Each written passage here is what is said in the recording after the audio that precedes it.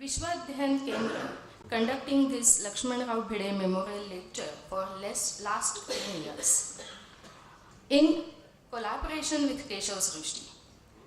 Today, I take the opportunity to give the plant Tulsi, the holy plant Tulsi, and welcome our Suresh Bhageriyaji. That is mainly because yesterday only he has completed his Shashtabdi.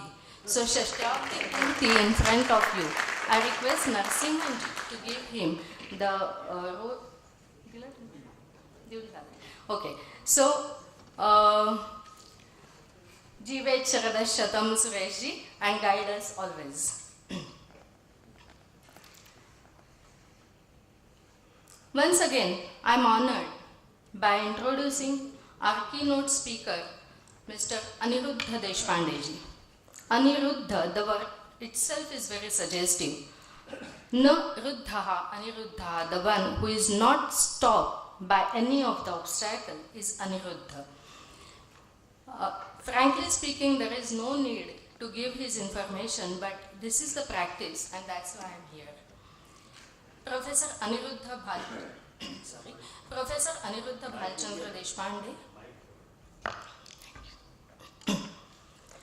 former principal, Brihan Maharashtra College of Commerce, Pune, Professor of Commerce and Economics, Gold Medalist at Postgraduate Examination, experience in teaching profession over 4 decades, recipient of the Best Principal Award, recipient of the Best Teacher Award at the state level by Rotary International, member of the Executive Council of National Assessment and Accreditation, authored books on management, banking and finance and marketing management, research publication on economic thought of Justice Mahadev Govind Ranade, research publication on economic thought of Dr. Ambedkar, President Rambhau Mhalgi Prabodhini, actively associated with Akhil Bharatiya Vidyarthi Parishad, Akhil Bharatiya Samparka Pramukh of Rashtriya Swayamsevak Sangha. We all are waiting, eagerly waiting for his speech. I request him to guide us.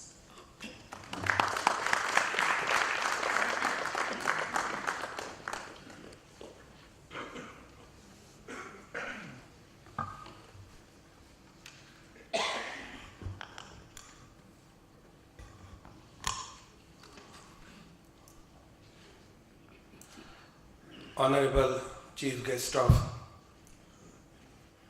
this lecture, Vice Chancellor of Mumbai University, Dr. Sanjay Deshmukh,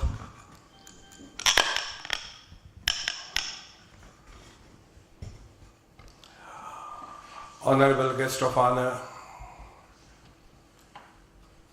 Mr. David Akov,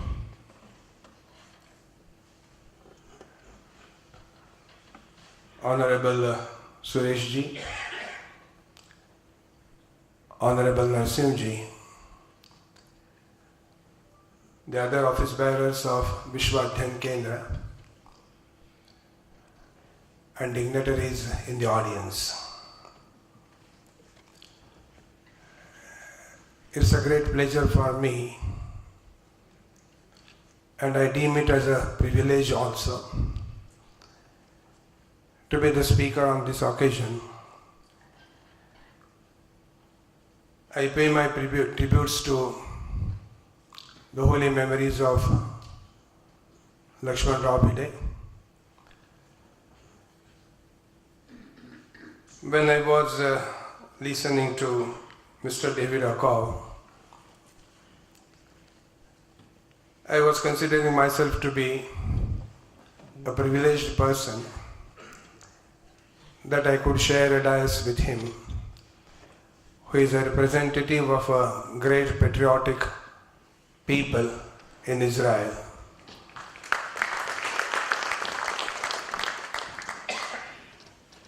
The wishes that he expressed about the ties between Bharat and Israel, those were the words which every Indian has in his mind. So our ties with Israel are not only friendly, but there are several similarities between the culture of Indian society and culture of Israeli people.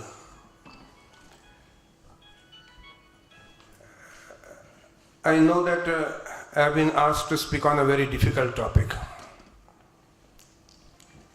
I am well aware that I will not be able to give due justice to the theme of integral humanism.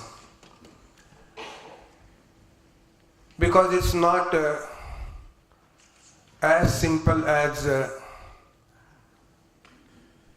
to be understood by one or two readings only. There are some terms and references which you need to understand it in depth.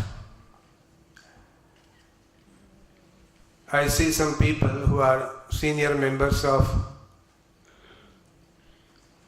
several social organizations who have studied integral humanism in depth. Pandit Deendayal Upadhyay propounded this philosophy of integral humanism in 1964-65, some 50 years ago. He was born in 1916. This is a centenary year of the birth anniversary of Panditji. We know that Pandit Deendayal Upadhyay was the president of Bharatiya Janasangha, and he put this theory of integral humanism in the form of a political resolution in one of the meetings of Bharatiya Janasangha. But it is not only a political philosophy, it has an angle of politics. But this is a very comprehensive thought, amalgamative of so many things, considering the positive aspects of the material development as well as the spiritual development, and throwing light on the real parameters of the development. The concept of integral humanism was explained in the background of the long ruling of Britishers on our country. The Western philosophy that they try to imbibe on the minds of our people. And naturally it's a comparative approach between the Western philosophy and the Bharatiya Jivan Darshan. Integral humanism thinks about the interrelationship between the members of the society, between an individual and society. And so there are four aspects to begin with. That a person, that is individual, vyakti, vyashti, society, that is samashti, samaj, srushti, that is nature, ecology, environment, and the fourth one is parameshti. These are the four aspects of the life of a man and a society. Western philosophy looks at it from a reductionist approach. Indian philosophy considers them as interrelated things. Pandit Deendayal Upadhyay established a relationship from the economic point of view also among these four. Society gives education, sanskars, training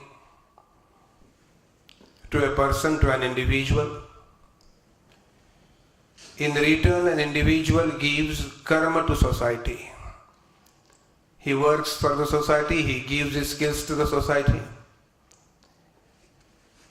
For example, I am a teacher, I got some education from the society, in return I am giving it back to the society in the form of my karma as a teacher. Society takes care of its yogakshema. People again in return of it get from the society. And the peculiarity of the Indian culture is that a person gives in return to the society. That is called as yajna, sacrifice. This is a very organic relationship among these four factors. As against this, the Western philosophy says that individual is an independent entity. When we say that the third way is to be discussed, then what are the remaining two ways? When integral humanism is going to be a third way for the economic well-being of humanity, there is capitalism on the one hand and socialism or communism on the other hand.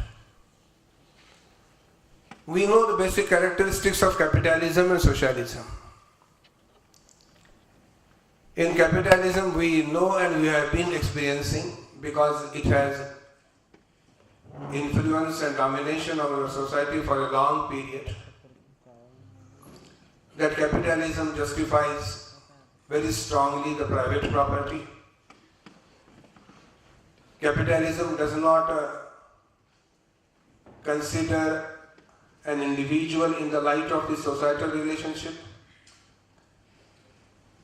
Capitalism is a market economy.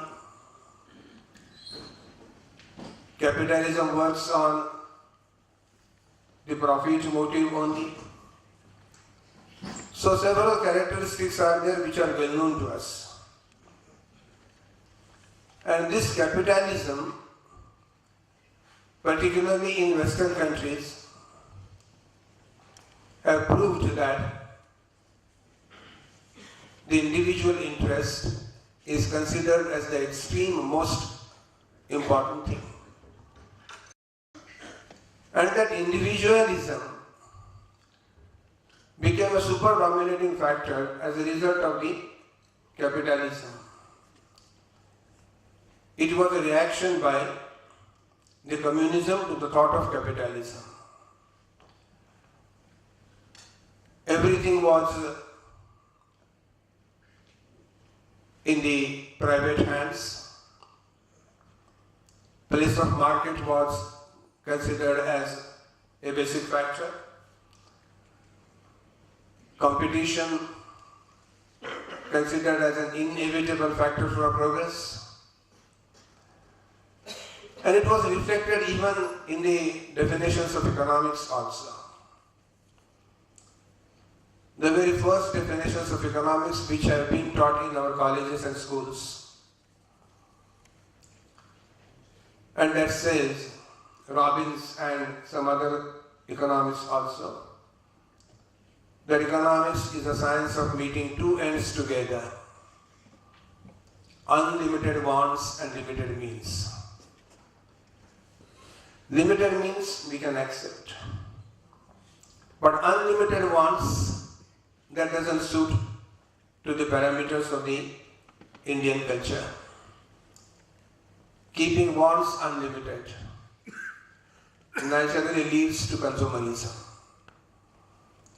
naturally leads to greed, it naturally leads to suppressing somebody and establishing our own superiority. This thought never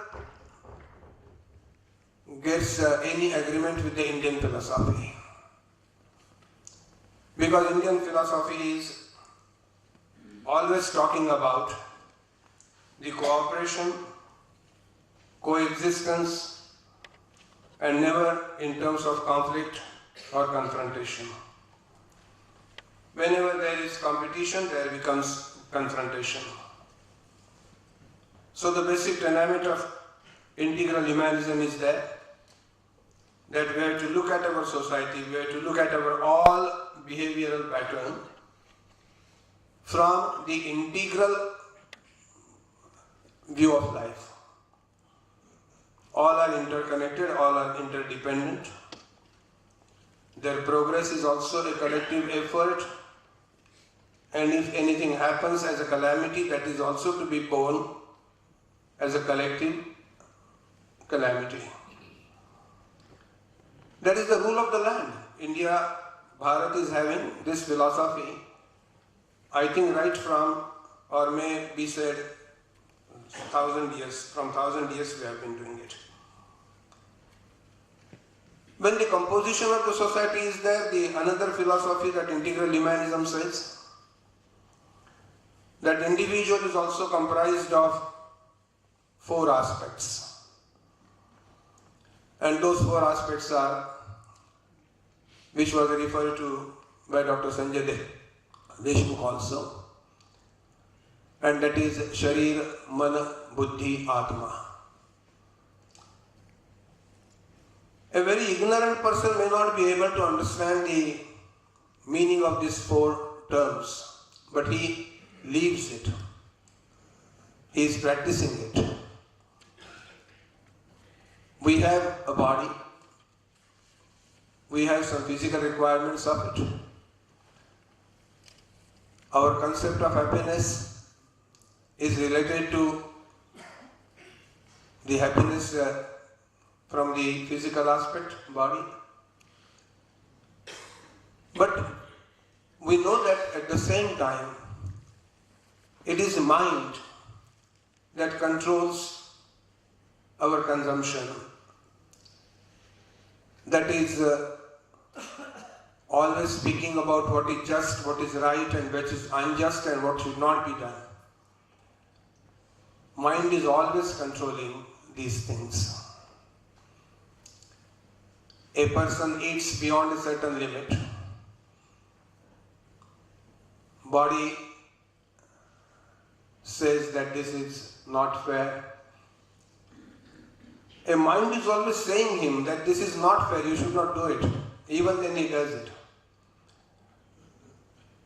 A very good example happened in my college between my student and me as a teacher. He was a very brilliant student. He was always in the merit list of my college and the university. He was appearing for the chartered accountancy examination. How, one doesn't know, but he was caught copying in the exam. And the supervisor that was there in the classroom brought him to my office. I was principal of the college. I was also surprised to see that such a brilliant boy copying in the exam. He was also weeping. I asked him that, why did you do this? You are such a brilliant boy, you should never do this. He started